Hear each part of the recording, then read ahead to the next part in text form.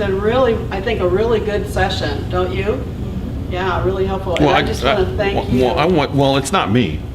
Well, I want to thank you, and I can do that. But you're coordinating it. I'm just coordinating, but I want to ask Tom what he, just a different perspective, what he's seen out of what we've done that's kind of opened up your eyes. Well, it's showed me the importance of some kind of a plan. Like you said, we haven't had anything in this church that I remember forever that even comes close to what we're doing. I know there has been some incidences where certain people have gotten up and taken care of the situation, you know, that they weren't anything like a shooter or anything like that. But, you know, and it's not just the security part, it's the whole overall plan of keeping this church on track. Where, you know, we need to take care of records and the congregation, you know, pastor. We just. It's like every time we turn a corner, there's another 2 hallways of different things. Every time we turn, there's something brand new that we're running into. It was overwhelming. Yeah. Well, sure. Well, Paul, what are you gonna do with what do you think we're going to do with the resource assessment that we've done? What are we going to do with that now that we've done the assessment? Well, our assessment has shown that even some of the basic security things that we need to do in this facility, we aren't equipped. Right. So You have to spend some money. we have to spend some money.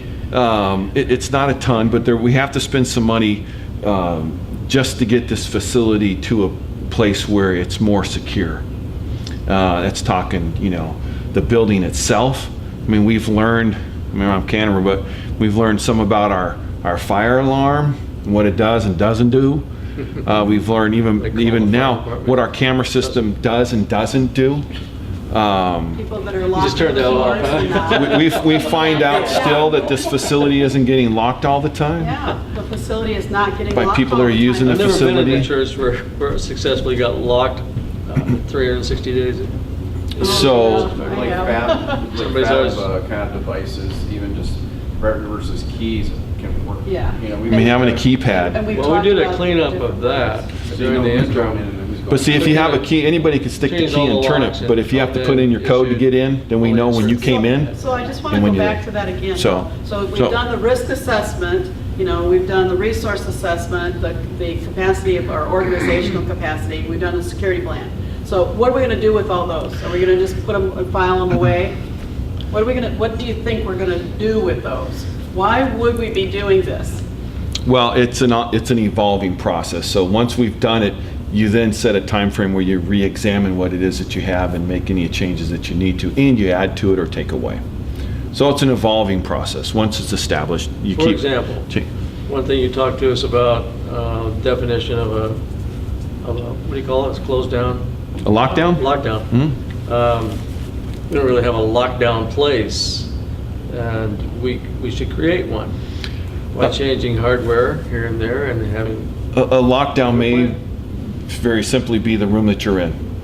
You lock Right, it down. well- But if you can't lock the door, or if we go right now, if you go down the fellowship hall, nice, a safe. Yeah. Well, the problem is if you try to create a safe room, you may have to get through the threat to get to your safe room, so it's not safe. Yeah, so, right, but assuming you had time to get to the safe room.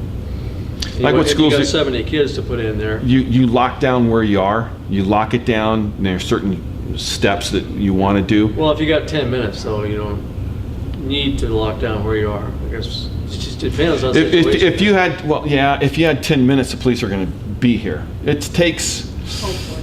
6-7 minutes at least for the police to show up.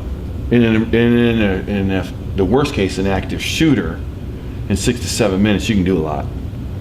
So, because you have the phone call, you have to get the units. If they're all tied up, you have to get one of them to break away. You have to get here and then get in. It takes time.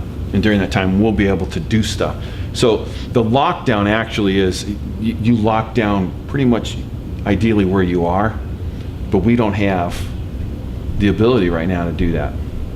So these are things that would Yeah. be good for us to spend more time, in educating, I think, more of the leaders, and I think that's what you're kind of alluding to, Paul. There are other questions that those who have responsibility, I'm sure, have. And so this is the beginning of that. But just to kind of wrap it up for you, the reason why we do all of these things is so we can biblically respond. That's why we're doing all of this. That's why we're doing all the assessment. We're finding out what we have, what we don't have. If someone comes to us from the outside in the community and there is some kind of a disaster and they ask us to do something, well, we can go and see, do we have the capacity to do that or not? And so that's why we're doing this, is we're doing it so that we can respond better biblically to all kinds of emergencies.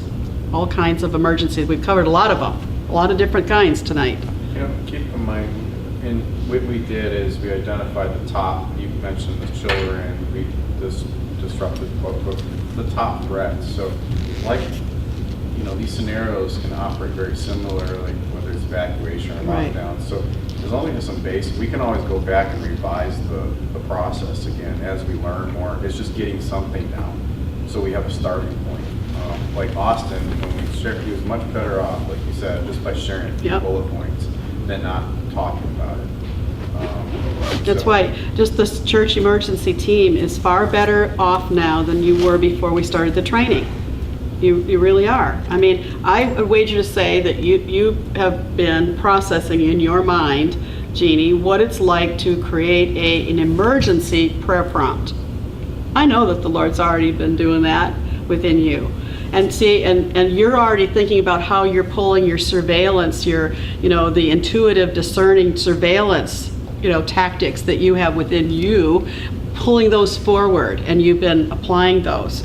And so each one of us, and so what we'll be doing is we'll be taking a scenario now that we've done the capacity assessments, the risk assessments, the security plan, and then towards the end, just not too many weeks from now, we'll be doing a scenario where you're actually going to play out your roles and respond to the actual emergency. So that's what we're doing this for.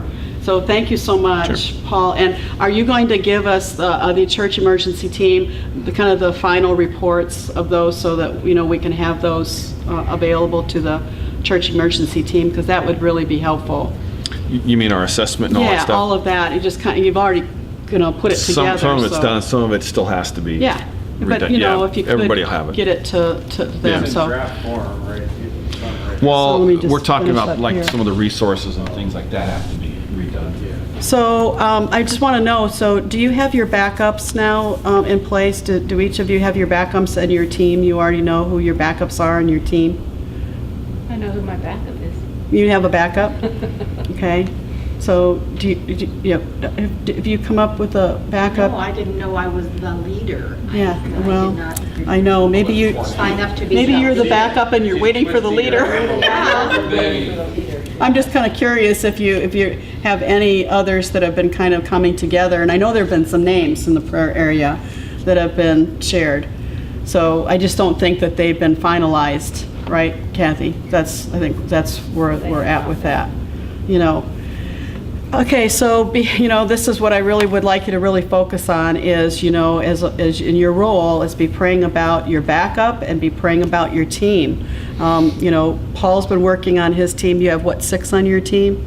Something like that? 5 on your team, and so in the admin area right now there's 3, and so in So we need to be going to Pastor Mark and asking him for referrals. more referrals, and we've been doing that, and he's been giving some names. But we've also said that Would it be helpful he does to the have a meeting invitation. with him together? 3 weeks. He's on vacation. Yeah, he's gone for 3 weeks, but he's Going been, vacation, Mark? he's been, Wyoming right now.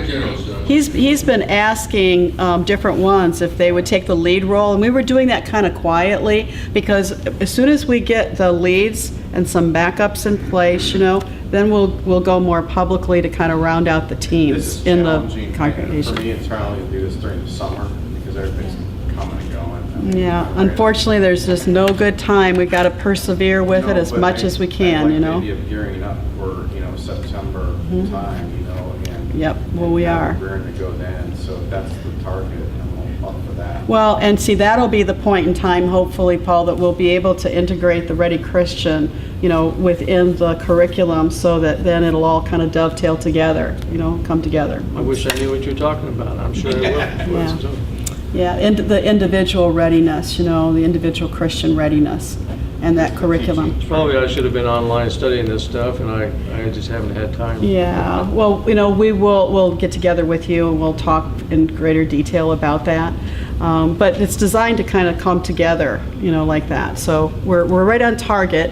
And this keeps on building, and it's just like Paul said, you start out and you keep on building and building and building, and it gets better and stronger and better as you keep on keeping on. So I just am congratulating you that you were here tonight. That's really good.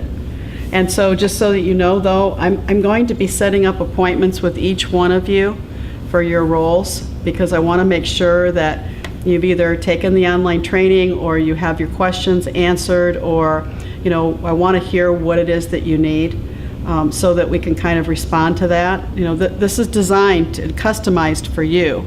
Not everybody gets that. So, a lot of people, a lot of churches just take this curriculum and they run with it, just with the curriculum. And so you've got the benefit of having a little bit more in-depth kinds of tentacles that go along with that, So, okay, are there any other questions? If not, you're Ready Christian, going through that with your family, doing your role training. The applications need to all be in for the safety security officers, including their letter of reference from Pastor McWhorter. And if you can kind of let us know when you feel the security plan is going to kind of be on arrival, that would be really good. And then again, praying for your backups. So who would like to specifically pray for us with those things tonight? Can I ask a prayer request? Yeah, you have a prayer request. Would you please continue to pray for our nephew, Ben, the Yes. fireman that fell? He amazingly... Can you speak up a little bit so we can hear He this? amazingly is, to everybody's surprise, it's nothing short of a miracle of God that he's even still alive. It's